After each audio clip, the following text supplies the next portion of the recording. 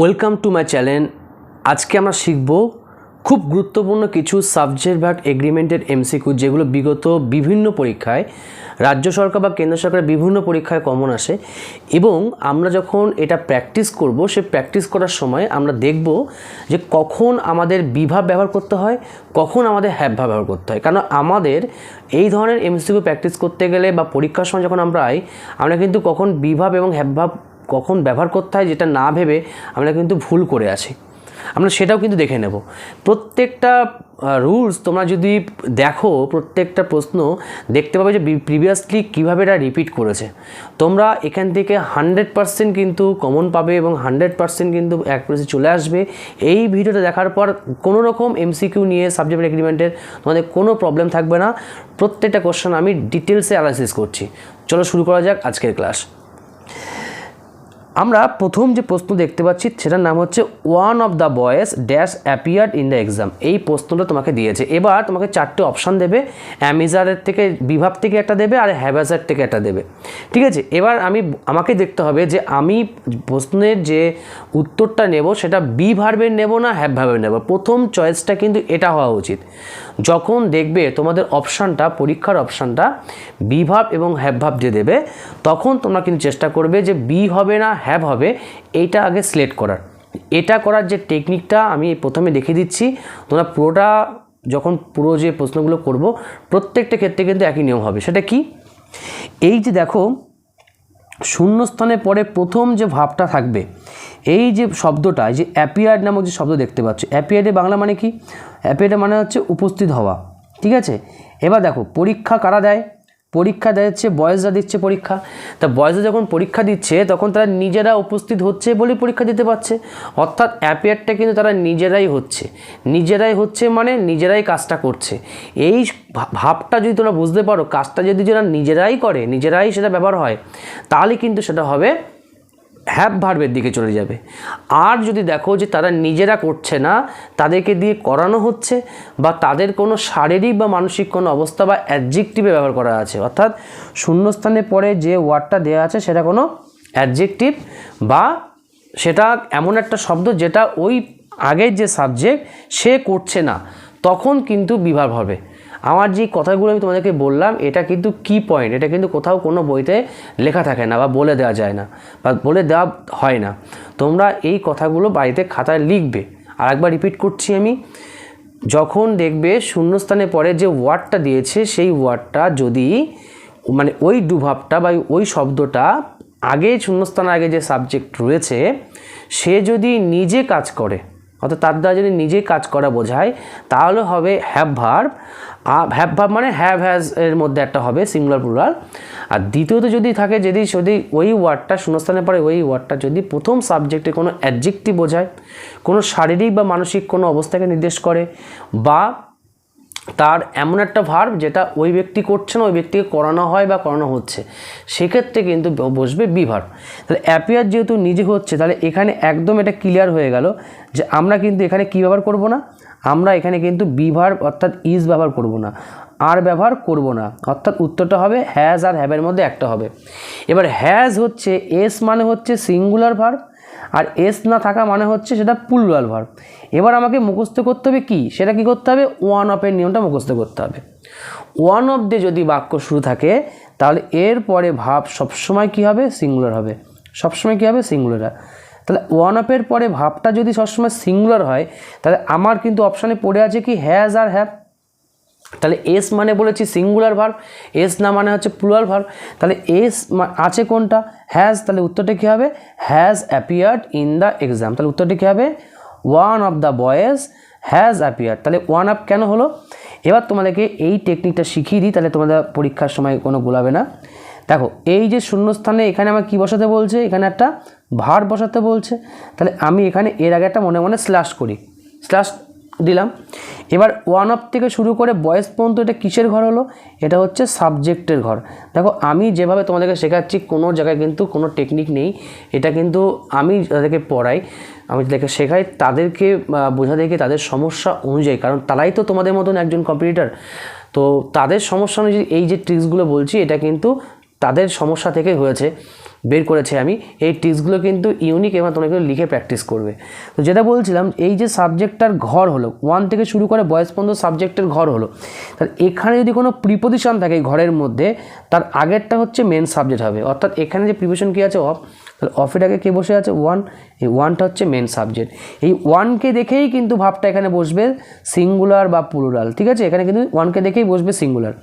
এখন কিন্তু আমরা পরীক্ষায় কী করি, এই বয়েস পাশে বসে আছে, একে দেখে ভাবটা আমরা হ্যাপ করে দিই বা আর করে দিই, এগুলো করা যাবে না। তাহলে আমাকে প্রথমে কী করতে হবে, কি করব আমি করব যে যখনই এরকম কোনো বাক্য থাকবে যেটাকে ভার্বের ঘর, তার আগে মনে মনে স্ল্যাশ মারবো।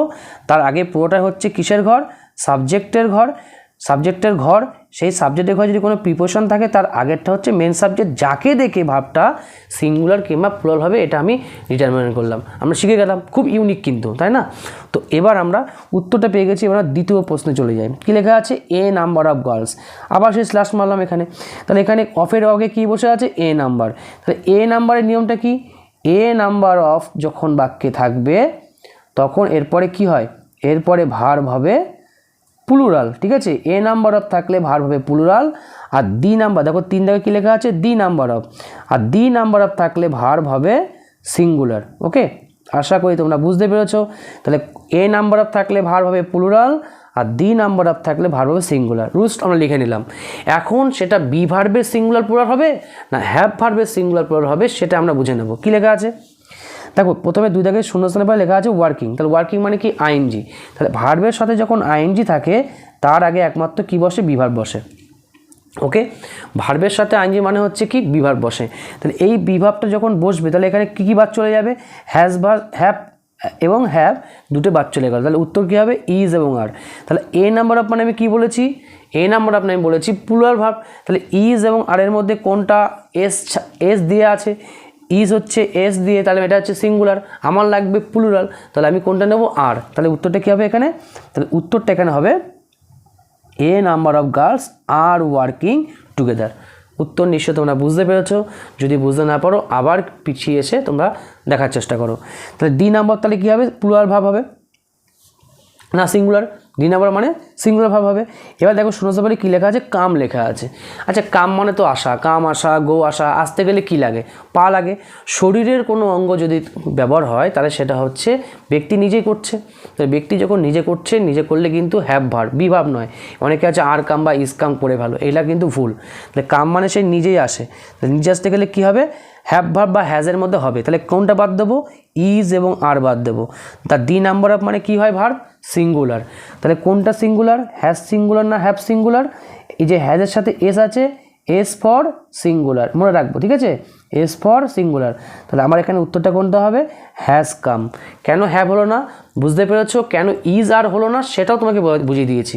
কারণ নিজের কাজ নিজে করলে কখনো বিভার্ব বসে না, ঠিক আছে? এবার পরেরটা আসি, neither of them playing cricket. Neither of them playing cricket. তাহলে প্রথমে দেখি আইএনজি মারা, শূন্যস্থানের পরে যে পরের ভাবটা আইএনজি। তাহলে আইএনজি মানে কী কী হবে, ইজ এবং আর এর মধ্যে একটা হবে। তাহলে প্রথমে হ্যাভ এবং হ্যাজ আমি বাদ দিচ্ছি। তাহলে এবার আমরা কি করব, আইদার অফ এবং নাইদার অফের নিয়মটা মনে রাখতে হবে। আইদার অফ এবং নাইদার অফ যখন বাক্যে থাকবে, আইদার অফ বা নেইদার অফে যখন বাক্যে থাকবে তখন সবসময় ভার্ব হবে কী হবে, সিঙ্গুলার। সিঙ্গুলার ভার্ব মনে থাকবে, সিঙ্গুলার ভাব কিন্তু আমরা ব্যবহার করব। আইদার অফ নাইদার অফ বাক্যে থাকলে তাকে তারপরে ভাব সবসময় সিঙ্গুলার হবে। অর্থাৎ ইজ এবং আর এর মধ্যে একমাত্র সিঙ্গুলার হচ্ছে ইজ, কারণ এস যুক্ত, তাই এখানে হবে ইজ প্লেইং। এখন মনে হতে পারে তাহলে দেম আছে, তাহলে দেমকে দেখে তো আর হবে, একদম না। আবার শিখিয়েছি যে সাবজেক্টের ঘর অফের আগে যে থাকে তাকে দেখে ভার্ব বসে, ঠিক আছে? তাহলে নেইদার অফকে দেখেই ভার্ব বসবে, এখানে দেমকে দেখে হবে না। বুঝতে পেরেছো নিশ্চয়ই। এবার আমরা পয়েন্টে যাই, ওয়ান শুড ডু। দেখো ওয়ান শুড ডু এই জায়গাটা তোমরা মনে রাখবে, ওয়ান অফ দিয়ে শুরু হলে, ওয়ান অফ দিয়ে যদি বাক্য শুরু হয় শেষে প্রোনাউন বসে সবসময় হিজ বা হার, একদম মুখস্থ করবে। ওয়ান অফ দিয়ে বাক্য শুরু হলে শেষে মানে যে প্রোনাউনটা হয় সেটা হবে হিজ বা হার। আর যদি শুধু ওয়ান থাকে তাহলে পরবর্তীকালে যে প্রোনাউনটা হবে সেটা সবসময় হবে O N E apostrophe S, আর কিচ্ছু হবে না। পরীক্ষার সময় ওয়ান দিয়ে শুধু ওয়ানের পরে অফ নেই। পরীক্ষার সময় দেবে তোমার হচ্ছে হিজ দেবে, হার দেবে, দেয়ার দেবে, সব দেবে, কিন্তু উত্তর কী হবে O N E apostrophe S, শুধু ওয়ান। দেখো ওয়ানের পরে কোনো অফ নেই, এমন যখন থাকবে তখন আমরা ওয়ান্স নেব। তাহলে উত্তরটা কী হবে one should do one's duty. Okay, এর পরেরটা আমরা দেখে নিই ইচ অফ দ্য বয়েস। তো নিয়মটা কি, যেমন আমরা এইদার নেইদারের যে নিয়মটা শিখেছিলাম এইদার অফের পরে, ঠিক তেমনি কী শিখতে হবে ইচ এভরি, এই কথাগুলো থাকলে সবসময় ভার্ব হবে সিঙ্গুলার, সবসময় কী হবে সিঙ্গুলার ভার্ব বসবে। ইচ এভরি ক্ষেত্রে একই হবে, তাহলে either of neither of each every প্রত্যেক ক্ষেত্রে কী হবে সিঙ্গুলার ভার্ব। তাহলে এখানে কি বসানো আছে রিডিং বসানো আছে, তো রিডিং মানে কি আইএনজি মানে কি লাগবে আমার বি ভার্ব, তাহলে হ্যাজ এবং হ্যাভ বাদ দিয়ে দিলাম। এর মধ্যে সিঙ্গুলার হচ্ছে একমাত্র হচ্ছে ইজ, তাহলে উত্তর কী হবে is reading book. Each of the boys is reading book. এবার বয়েজকে দেখে কিন্তু কেউ কখনো ভুল করে আর করে বসো না, কারণ আমি শিখিয়ে দিয়েছি কে সাবজেক্ট, এখানে ইজ কিন্তু সাবজেক্ট, বয়েজ কিন্তু নয়।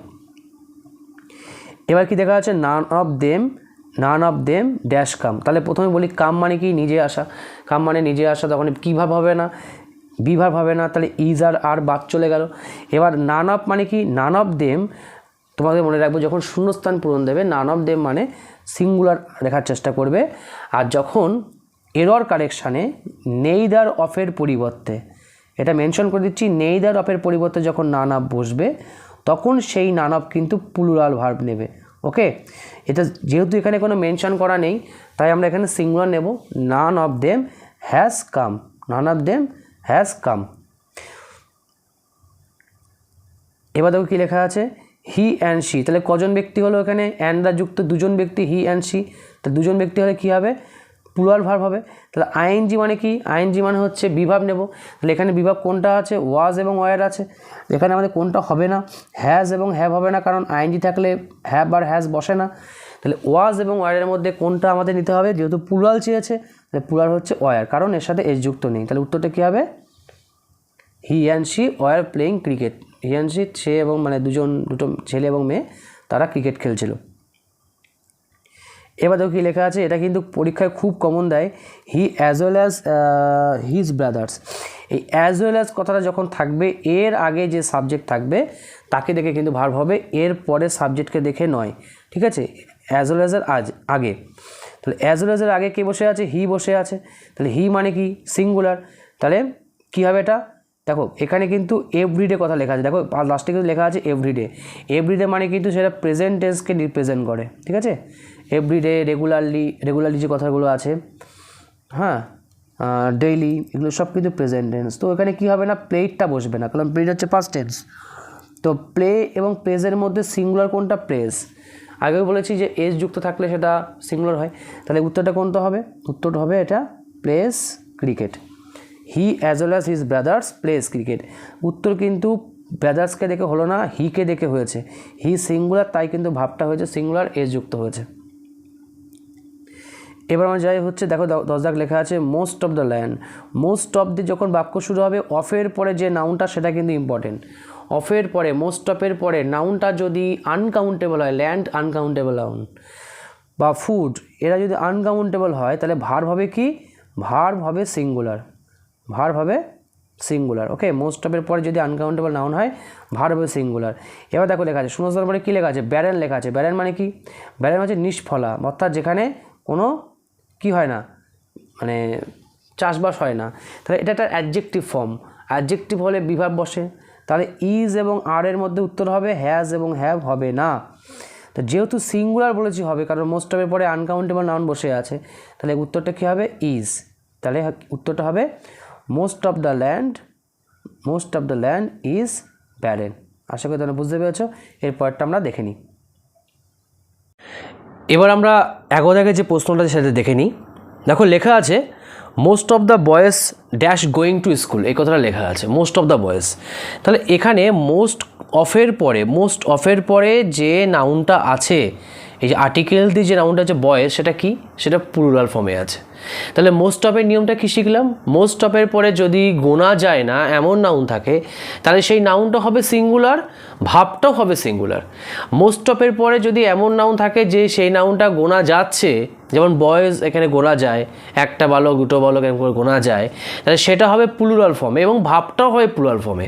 তবে মোস্ট অফের তাহলে কী শিখলাম? যে সিঙ্গুলার এবং প্লুরাল দুরকম নাউন বসতে পারে, দুরকম ভার্ব বসতে পারে। তাই যেহেতু বয়েজ এখানে গোনা যাচ্ছে তাই মোস্ট অফের পরে যে ভাবটা বসবে সেটা কি হবে? প্লুরাল হবে। এবার আমাকে দেখতে হবে যে এখানে কী লেখা আছে, গোয়িং লেখা আছে। তো আমরা একটু আগে পড়েছি যে আইএনজি মানে সেখানে বিভাব বসে। তো বিভাব যদি বসে তাহলে আমাকে হ্যাজ এবং হ্যাভ দুটোই বাদ দিতে হবে, কারণ হ্যাভ আর হ্যাজ আইএনজি থাকলে বসে না। তাহলে ইজ এবং আর এর মধ্যে কোনটা প্লুরাল? আর প্লুরাল। তাহলে উত্তর তাহলে কোনটা হবে? Are going. বোঝা গেল? এবার আমরা পরেরটা যাব।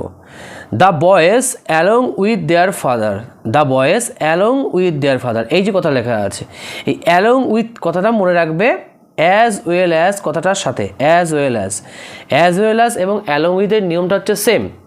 অ্যাজ ওয়েল অ্যাজ যখন থাকে তখন তার আগে যে সাবজেক্ট থাকে তাকে দেখে ভার্ব বসে, অ্যালং উইথ বা উইথ যখন থাকবে তখন তার আগের সাবজেক্ট দেখে ভার্ব বসবে। তাহলে এখানে অ্যালং উইথের আগে কে বসে আছে? অ্যালং উইথের আগে বসে আছে দ্য বয়েজ। তাহলে বয়েজ হচ্ছে প্লুরাল, বয়ের সাথে এস যুক্ত আছে, তাহলে প্লুরাল সবসময় কিন্তু এটা মেনটেন করবে। বয়ের সাথে বা যে নাউনটা থাকবে তার সাথে যদি কোনো এস বা এস বা প্লুরাল ফর্ম যুক্ত করা না থাকে তাহলে ভাব সিঙ্গুলার হবে। যদি এস থাকে বা প্লুরাল ফর্ম থাকে তাহলে ভাব কিন্তু আমাদের প্লুরাল করতে হবে। তাহলে সিঙ্গুলার এবং প্লুরালের কনসেপ্টটা কিন্তু আমাদের মনে রাখতে হবে। যদি বয়ের সাথে এস না থাকে তাহলে বুঝতে হবে সেটা সিঙ্গুলার আছে, এস থাকা মানে সেটা প্লুরাল আছে। তাহলে যেহেতু এটা এসটা প্লুরাল আছে তাহলে কী হবে? এটা এর সাথে কি যুক্ত হবে? Plural verb. আবার সেই হ্যাজ এবং হ্যাভ কেটে দেবো। ইজ এবং আর এর মধ্যে তাহলে কোনটা প্লুরাল? আর প্লুরাল। কেন? ইজ হচ্ছে সিঙ্গুলার। এর পরেরটা আমরা দেখে নিই। দেখো লেখা আছে either of the books dash read, either of the books dash read. তাহলে এখানে আইদার অফ মানে কি? তাহলে আমরা কি শিখেছিলাম? আমরা শিখেছিলাম ইচ এভরি আইদার অফ বা নেইদার অফ যে কথাগুলো আছে, আইদার অফ, ঠিক আছে, বা নেইদার অফ যে কথাগুলো আছে প্রত্যেকটার পরে যে ভাবটা বসবে সেটা সবসময় হবে সিঙ্গুলার। প্রত্যেকটা থাকলে একে দিয়ে যদি সাবজেক্ট, এরা সাবজেক্টের ঘরে বসে আছে এবং এদেরকে দিয়েই আমাকে বাক্য শুরু করতে হয়েছে, তাহলে এদের পরে প্রত্যেকটা ভার্ব হবে সিঙ্গুলার। এই চারটে ওয়ার্ড মুখস্থ করে রাখো, পরীক্ষা এখান থেকে কিন্তু কমন দেয়, ডাইরেক্ট কমন দেবে each every either of neither of. Okay, তাহলে ভার্ব যদি সিঙ্গুলার হয় তাহলে আমরা কি করব? এখানে কি লেখা আছে দেখো, রিড লেখা আছে, either of the books dash read, READ, এই যে ভাবটা, তাহলে এডিট মানে কি? পড়া, তাই তো? এবার দেখো এই রিডের সাথে কিন্তু কোনো আইএনজি করা নেই, রিডের সাথে কিন্তু কোনো আইএনজি করা নেই, তাহলে আমরা কিন্তু বুঝেই নেব যেখানে অ্যামিজার হবে না, প্রথমত তাই মনে হবে। কিন্তু আমাদেরকে মনে রাখতে হবে এই যে আইদার অফের পরে যে নাউনটা বসে আছে বুকস, এই বুকটা কি নিজে নিজে পড়ে না এদেরকে পড়া হয়? বুক কখনো নিজে নিজে পড়তে পারে না, বুকটাকে পড়া হয়, অর্থাৎ কারুর দ্বারা পড়া হচ্ছে। তো যখন এরকম নাউনটা থাকবে তার সাথে যখন ভাবটাকে যখন আমরা রিলেট করব, দেখব যে ভাবটা সেই নাউনটা নিজে কাজ করছে না কারুর দ্বারা করছে। নিজে কাজ করলে হ্যাভ ভার্ব, কারুর দ্বারা কাজ হলে কিন্তু বি ভার্ব। সেক্ষেত্রে আইএনজি না থাকলেও কিন্তু সেটা এখানে বি ভার্ব হবে, কারণ সেটা প্যাসিভে হচ্ছে। তাহলে বুকস যেহেতু কারুর দ্বারা পড়া হয় তাহলে সেক্ষেত্রে কিন্তু হ্যাভ ভার্ব হবে না, ঠিক আছে, হ্যাভ ভার্ব হবে না। তাহলে কী ভাব নেব? এটা আমরা বি ভার্ব নেব। এবার আইদার অফ থাকলে ভাবটা কী হয় বলেছি? সিঙ্গুলার, তাহলে উত্তরটা হবে ইজ। এবার আমরা 14 দাগে যে প্রশ্নটা সেটা দেখে নিই। দেখো লেখা আছে neither of the apples dash eaten, neither of the apples dash eaten. তাহলে এখানেও সেই বাক্য দেখো কী লেখা আছে, যেহেতু নেইদার অফ লেখা আছে তাহলে আমাকে কী করতে হবে? ভার্ব কী করতে হবে? সিঙ্গুলার নিতে হবে। তাহলে সিঙ্গুলার ভার্ব কোনগুলো আছে সেটা আগে মার্ক করে নিই। দেখো সিঙ্গুলার ভার্ব প্রথমে যেটা আছে সেটা হচ্ছে ইজ আছে, হ্যাজ আছে। কোনগুলো প্লুরাল? আর এবং হ্যাভ প্লুরাল। তো আরেকবার আমরা মনে করে নেব, যখন কোনো ভার্বের সাথে এস থাকবে সেটা হবে সিঙ্গুলার, যখন কোনো ভার্বের সাথে ই থাকবে বা এস থাকবে না ভার্বের সাথে তখন সেটা হবে প্লুরাল ভার্ব, ঠিক আছে? এটা মনে রাখবো। এটা আমাদের প্র্যাকটিস করলে কিন্তু আমরা সিঙ্গুলার প্লুরাল জিনিসটা যে অনেকের সমস্যা হয় তাহলে কিন্তু বুঝতে পারবো যে ভার্বের সাথে এস থাকলে সেটা হবে সিঙ্গুলার, ভার্বের সাথে এস না থাকলে সেটা হবে প্লুরাল। তো এই যে ট্রিক্সটা অ্যাপ্লাই করলাম, তাহলে সেখানে আমার ইজ এবং হ্যাজের মধ্যে উত্তরটা যে কোনো একটা হবে। এবার দেখো এই যে ইটেন কথা লেখা আছে, ইটেন কথাটা কিছু অ্যাকচুয়ালি ভিতরি ফর্ম, আমি জানি না এটা ইটেন যে একটা ভিতরি ফর্ম তাও জানবো না। তো ইটেন কথাটা মানে হচ্ছে ইটটাকে ধরি, ইট মানে হচ্ছে খাওয়া। এবার দেখো এর আগে কে ছিল? অ্যাপেল। এই যে অ্যাপেলসটা ছিল, আপেল কি নিজে খায় না ও আপেলকে খাওয়া হয়, মানে আমরা আপেলটা খাই। তো যখন বুঝতে পারছি যে এই কাজটা আপেল নিজে করতে পারছে না, আপেল কিন্তু নিজে খাওয়া করতে পারছে না, আপেলকে খাওয়া হচ্ছে বা খাওয়া হয়, এই যে কনসেপ্টটা, তার মানে আপেল নিজের কাজ না, নিজে কাজ হলে হ্যাভ ভার্ব, অন্যের কাজ করে দিলে, অন্যকে যদি কাজটা করে দেয় তাহলে সেটা কী হবে? Be verb. তাহলে এখানে আমাকে কখনোই কিন্তু হ্যাভ ভার্ব হবে না, অর্থাৎ হ্যাজটা হবে না। তাহলে উত্তরটা কী হবে? ইজ হবে, ইজ ইটেন, ইজ ইটেন। ঠিক আছে, আমি তোমাদেরকে যে রুলসগুলো বলছি না, এই রুলসগুলো কিন্তু খুবই ইউনিক রুলস, ইউনিক শর্টকাট। তোমরা যে যেমন টাইপের হও না কেন, একদম দুর্বল হোক বা যে হোক না কেন, তোমরা কিন্তু একদম যত কোশ্চেন দেবে এই টাইপের সব কটা কিন্তু পারবে। সিঙ্গুলার প্লুরাল কীভাবে আইডেন্টিফাই করতে হয়, কীভাবে ভার্বের সাথে সাবজেক্টের যে মেলবন্ধন করতে হয়, এটাই কিন্তু আমরা কিন্তু এই চ্যানেলের মধ্যে শিখতে পারবো। তো অবশ্যই কিন্তু পুরো ভিডিওটা দেখবে। এরকম চ্যানেলের এই যে ক্লাসগুলো হচ্ছে প্রত্যেকটা কিন্তু পরীক্ষার উপযোগী। এবার দেখো দেখা আছে 1/3 অফ দ্য পিলার, খুব কমন একটা কোশ্চেন, খুব মানে প্রচুরবার সেন্ট্রালে পরীক্ষা দেয়, প্রচুরবার আমাদের স্টেটে পরীক্ষা দেয়। কি করে মনে রাখবো যে 1/3 অফ দ্য পিলার? দেখো এটা অ্যাকচুয়ালি কিন্তু ভগ্নাংশের নিয়ম। কী নিয়ম এটা? ভগ্নাংশের নিয়ম। তো ভগ্নাংশের নিয়মটা কি? দেখো 1/3 অ্যাকচুয়ালি কথাটা যদি বলি তাহলে দেখতে কেমন লাগবে? 3 ভাগের 1 ভাগ, 3 ভাগের 1 ভাগ, ঠিক আছে। আবার দেখো শতকে লেখা আছে 2/3, তাহলে 3 ভাগের 2 ভাগ। এই যে ফ্র্যাকশানগুলো থাকে এটাকেই আমরা যদি কথায় লিখবো, মানে সংখ্যা থেকে যখন আমরা কথায় লিখবো 2/3, 1/3 এই কথাগুলো আসবে। এখন আমাকে কী মনে রাখতে হবে? আমি একটা ছোট্ট একটাই ট্রিক্স বলছি, এই ধরনের ভগ্নাংশের যত ওয়ার্ড আছে একটাই রুলস হবে, এর বাইরে কোনো রুলস নেই, বই পড়ার কোনো প্রয়োজন নেই, ভিডিওটা দেখলে তুমি কিন্তু ক্লিয়ার হয়ে যাবে। 1/3 থাকুক বা 2/3 থাকুক, যে থাকে থাকুক, শুধুমাত্র অফের পরে একটা অফ থাকে, এদের পরে অফের পরের যে নাউনটা ও যদি সিঙ্গুলার থাকে, আই রিপিট, ও যদি সিঙ্গুলার থাকে তাহলে ভার্ব হবে সিঙ্গুলার, ও যদি প্লুরাল থাকে তাহলে ভার্ব হবে প্লুরাল। এখানে কোনো দ্বিমত নেই, একদম শর্ট ট্রিক্স। ওর পরের নাউনটাকে দেখবে সিঙ্গুলার বা এস ছাড়া আছে কিনা, বা প্লুরাল ফর্ম নেই এমন কোনো গঠন যদি থাকে তাহলে বুঝতে হবে আমার ভার্ব হবে সিঙ্গুলার। সেখানে 1/3 বা 2/3 কোনো গল্প নেই, ওই কনসেপ্টটা তোমরা মনে রাখবে। ঠিক আছে, বেশি অর্থ করতে যাবে না, ট্রিক্সের মাধ্যমে পরীক্ষা নামাতে হবে। কারণ পরীক্ষার হলে কিন্তু তোমার সময়টা খুব ইম্পর্টেন্ট, পরীক্ষার হলে কিন্তু তোমাকে কিন্তু মানে করে আসাটা ইম্পর্টেন্ট। সে গেস করে করো, যেভাবেই করো, তোমার উত্তর করে আসাটা সঠিক, এটাই কিন্তু সবাই দেখবে। পরীক্ষার হলের বাইরে বেরিয়েছে কেউ কিন্তু ওকে জিজ্ঞেস করতে যাবে না যে তুমি কী করে করলে, সবাই তো শেখাতে যাচ্ছে না। কিন্তু আমি যদি এখন ট্রিক্সটা ব্যবহার করি, আমি কিন্তু চাকরিটা কিন্তু পেয়ে যাব।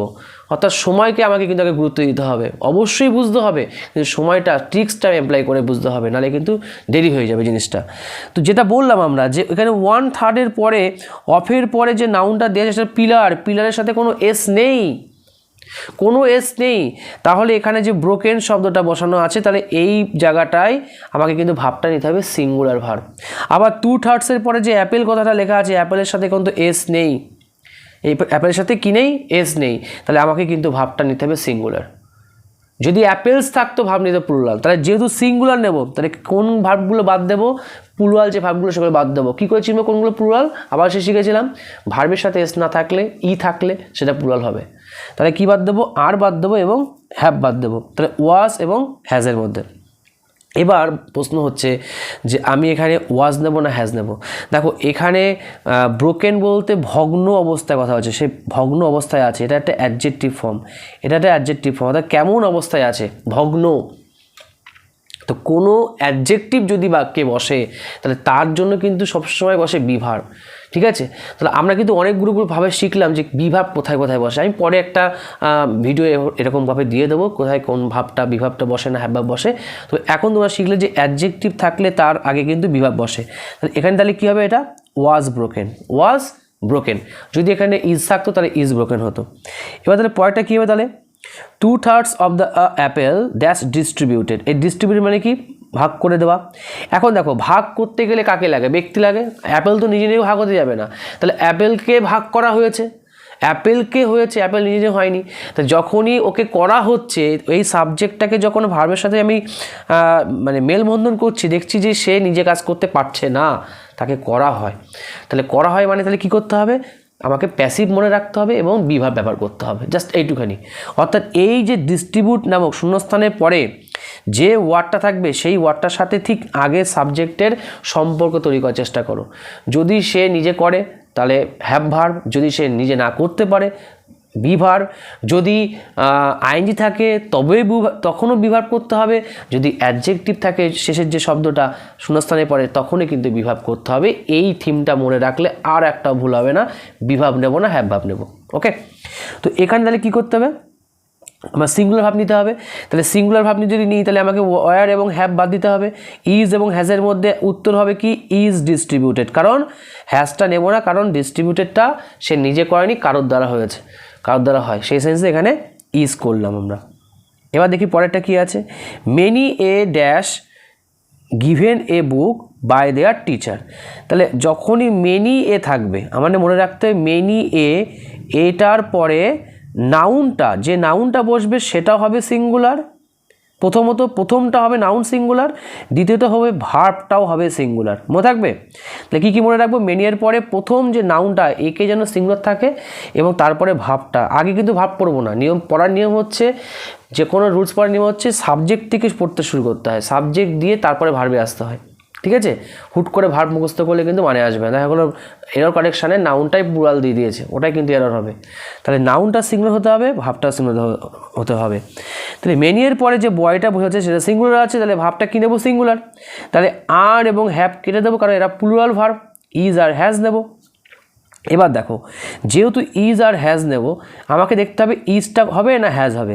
তাহলে ড্যাশ গিভেন, গিভেন মানে কি দেওয়া, তাহলে এই দেওয়ার সাথে যদি আমি এর আগে যে বয়টা মানে সম্পর্ক তৈরি করি, তাহলে বোঝা যাচ্ছে যে এই বয়টাকে মানে বাচ্চাগুলোকে বই দেওয়া হয় তাদের টিচারের দ্বারা, অর্থাৎ বালকগুলো নিজে বই দেয় না, ওদেরকে দেওয়া হয়, ওদেরকে কাজ করছে, কাজটা করছে কে, তাদের টিচার কাজ করছে।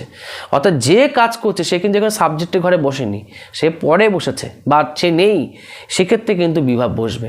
অর্থাৎ কাজটা যেহেতু বালক করছে না, দেয়া কাজটা সে জাস্ট নিচ্ছে, তাকে দেয়া কাজটা করছে অন্য একজন, সেই জন্য এখানে আমরা কীভাবে ব্যবহার করব, বিভাব ব্যবহার করব।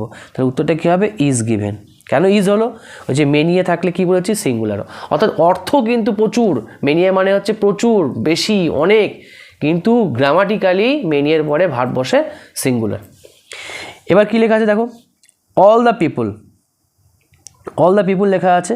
তাহলে অল দ্য পিপুল লেখা আছে, এই যে অল দ্য পিপুল, সেই পিপুলটা কিন্তু অলের পরে যে নাউনটা বসেছে সে যদি গোনা যায় তাহলে হবে প্লুরাল, ভার্বও হবে প্লুরাল। অলের পরে, অল শব্দটা হচ্ছে ইউনিক একটা শব্দ, অলের পরে গোনা যায় এমন নাউনে বসে, গোনা যায় না এমন নাউনে বসে, অর্থাৎ কাউন্টেবল এবং আনকাউন্টেবল দুটো নাউন বসে।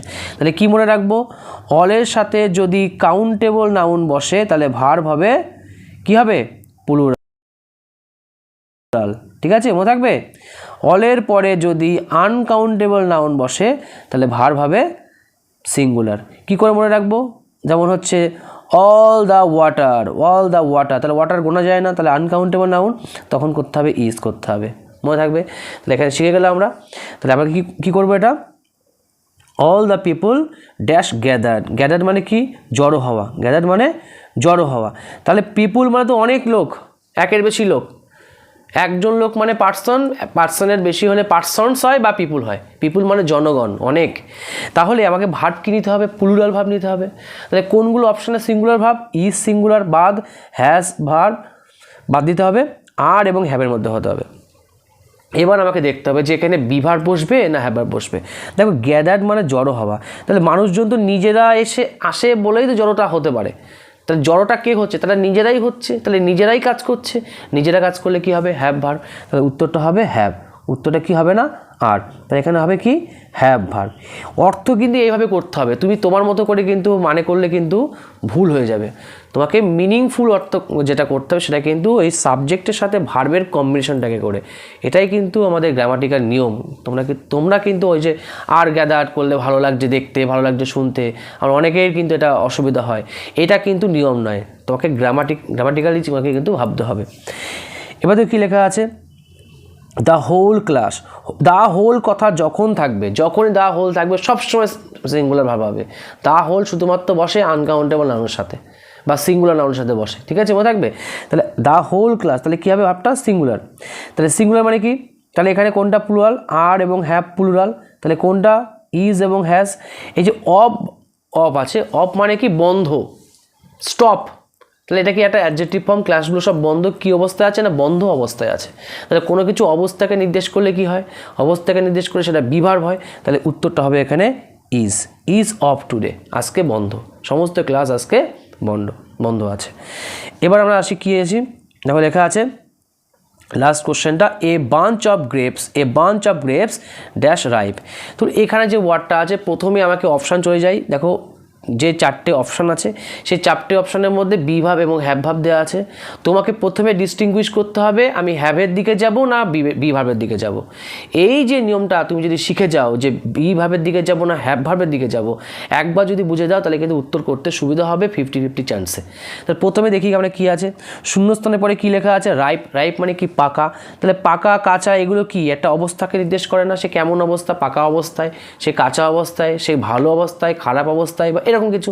তো অবস্থা বোঝালে কি হয় বি ভার্ব। তাহলে প্রথমে কি বাদ দেবো, হ্যাভ ভার্ব এবং হ্যাজ এটা বাদ দেবো। তাহলে থাকলে কি হবে ওয়াজ এবং আর এর মধ্যে। তাহলে ওয়াজ হচ্ছে সিঙ্গুলার, কারণ ওয়াজের সাথে এস আছে, আর এর সাথে ই আছে মানে এস নেই, তাহলে এটা হচ্ছে প্লুরাল।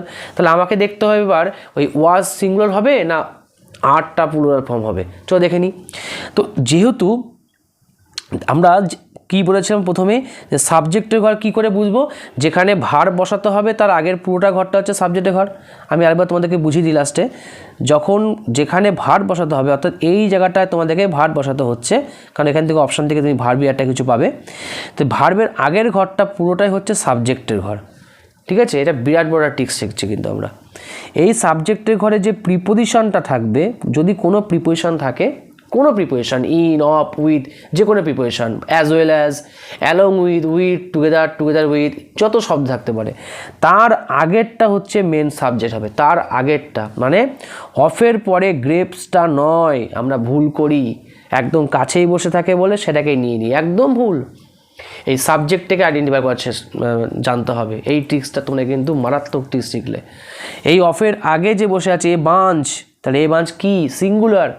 এবার যদি কেউ বলো যে বাঞ্চ মানে তো গুচ্ছ মানে অনেক, না, তোমার মানের সাথে কোনো সম্পর্ক নেই এখানে। বাঞ্চের আগে লেখা আছে এ বা অ্যান যার সাথে বসে সেই নাউনটা সবসময় সিঙ্গুলার হবে। সে তার অর্থ কী হলো দেখার দরকার নেই, কিন্তু কনসেপ্টটা সবসময় সিঙ্গুলার হবে। তাহলে এ বসলো কেন, ঠিক আছে। তো এ বা অ্যানের পরে এই যে বাঞ্চ বলেছে, বাঞ্চটা কিন্তু অ্যাকচুয়ালি কালেকটিভ নাউন, আর কালেকটিভ নাউন সবসময় সিঙ্গুলার হয়, কালেকটিভ নাউন সবসময় সিঙ্গুলার হয়, এটা আমরা শিখলাম। তাহলে ভাবটা কী হবে এখানে, ভাবটা কিন্তু আমাদের ওয়াজ এবং আর এর মধ্যে কিন্তু ওয়াজ উত্তর হবে, কারণ এটা সিঙ্গুলার, আর কিন্তু প্লুরাল। তাহলে আমরা উত্তর পেলাম এখানে a bunch of grapes was ripe.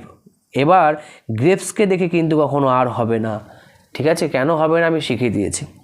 তাহলে আমি তোমাদেরকে যে 20টা ফরমেশন শেখালাম সব কটা কিন্তু ইম্পর্টেন্ট, সব কটা। তোমরা যদি এইগুলো প্র্যাকটিস করো, আরও এই টাইপের যত আমি আছে টোটালটা করিয়ে দেবো। পুরো সিরিজ মানে যত তোমার মক টেস্ট পাবে এখান থেকে ডাইরেক্ট কমন দেবে। আমি আবার বলছি, এখান থেকে ডাইরেক্ট কমন পাবে সব পরীক্ষাতে, সেটা সেন্ট্রাল হোক বা স্টেট হোক। আশা করি তোমাদের ভালো লেগেছে। তোমরা কিন্তু যদি শিখতে পারো অবশ্যই কিন্তু চ্যানেলটাকে সাবস্ক্রাইব করে রাখবে এবং বেল আইকন প্রেস করবে, সব কিছু নোটিফিকেশান যাতে তোমাদের কাছে পৌঁছে যেতে পারে। যখনই ভিডিও আমি দেবো তোমাদের কাছে যেন পৌঁছে যায়, তার জন্য তোমরা কিন্তু অল সিলেক্ট করে রাখবে। আশা করি সবাই বুঝতে পেরেছো। যদি কোনো সমস্যা থাকে অবশ্যই কমেন্ট সেকশানে জানাবে। দেখা হচ্ছে পরের ভিডিওতে।